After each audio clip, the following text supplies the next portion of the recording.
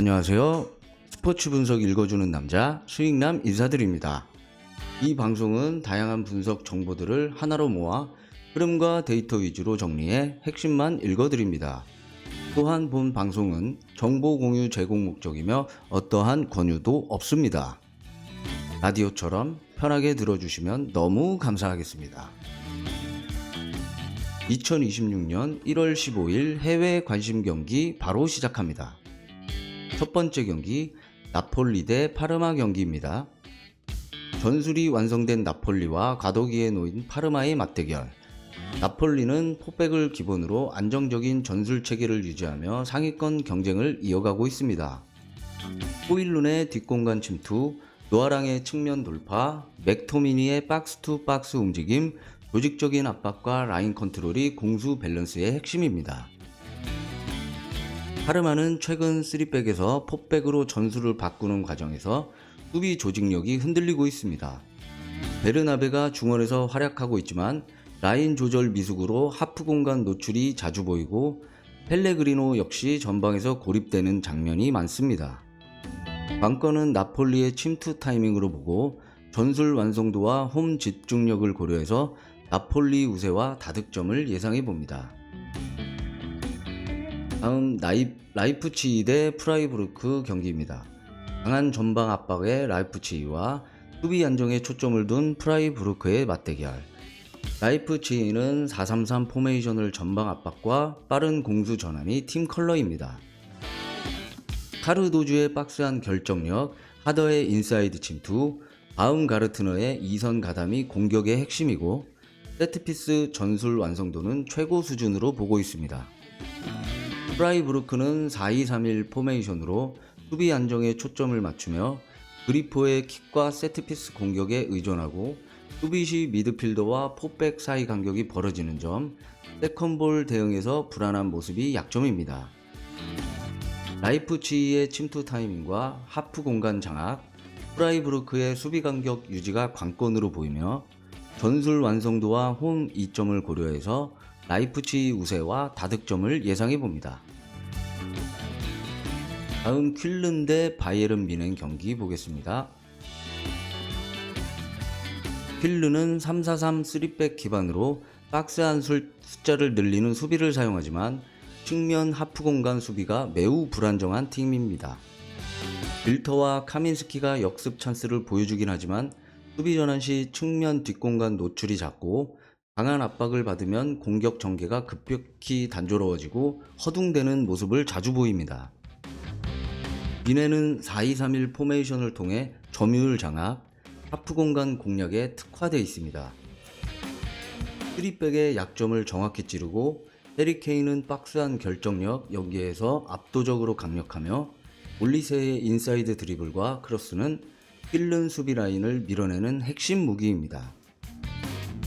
퀼른의 하프 공간 수비가 얼마나 버티느냐가 관건으로 고레츠카의 침투와 케인의 박스 장악력, 정교한 컷백 패턴을 버텨내기엔 무리라고 판단되어 뮌헨의 우세, 핸디캡, 다득점도 가능한 경기로 보고 있습니다.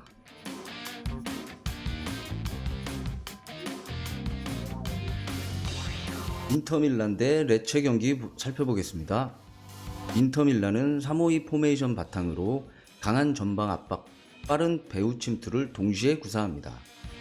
마르티네즈는 한 박자 빠른 슈팅 타이밍과 위치 선정으로 상대 센터백을 지속적으로 흔들며 공격 템포를 끌어올리고 엔리케는 측면과 하프 공간을 직선 돌파와 중앙 침투로 수비 시선을 분산시키는 핵심 자원이고 중원에서는 미키타리안과 바렐라가 강력한 경기 조율과 세트피스 장면을 보여주고 있습니다. 레체는 4-3-3 포메이션으로 수비 블록을 유지하려 하지만 센터백들의 뒷공간 대응이 느린 팀입니다. 박스한 수비는 버티지만 방향 전환과 크로스 상황에서 실점 위험이 급격히 올라가고 공격에서 카마르다와 모렌테가 있지만 전환 속도가 느려 인터밀란 상대로 역습 위력이 제한적입니다. 전술 상성, 홈 이점, 선수 기량 모두에서 인터밀란의 우세로 보고 흐름에 따라 다득점 가능성도 충분하다고 봅니다.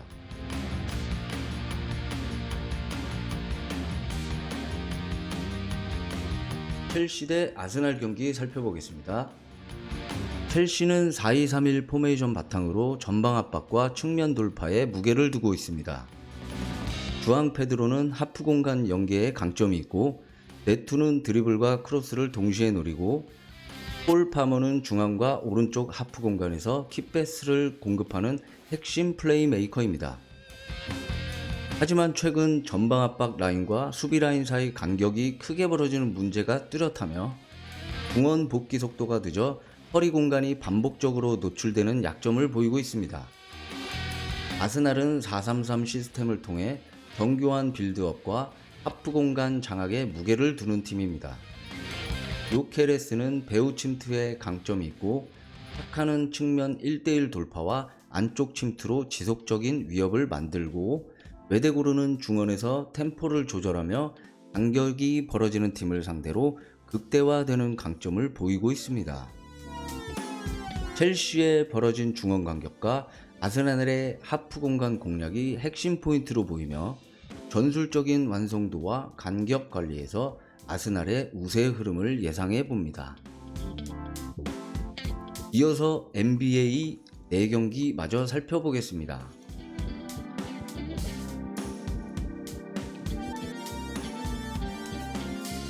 시카고 대 유타 경기이고요. 시카고는 휴스턴 원정 이후 곧바로 홈으로 복귀해 연속 경기를 치릅니다. 직전 경기에서 트레 존스가 34득점으로 공격을 이끌었고 홈에서는 11승 9패로 원정보다 훨씬 안정적인 모습을 보여주고 있습니다. 이번 경기부터 화이트와 필립스가 복귀 예정이라 백코트 로테이션에도 숨통이 트일 전망입니다. 유타는 클리블랜드 원정에서 연패를 끊어냈습니다. 키온테 조지가 32득점, 어시스트 9개로 활약했고 마카넨과 너키치가 복귀하며 리바운드에서 압도적인 우위를 보였지만 올 시즌 원정 성적 5승 13패로 매우 불안하고 다음날 댈러스 원정이 있어 체력 안배가 필요한 상황입니다. 승부의 핵심은 시카고의 빠른 템포와 유타의 원정 집중력입니다.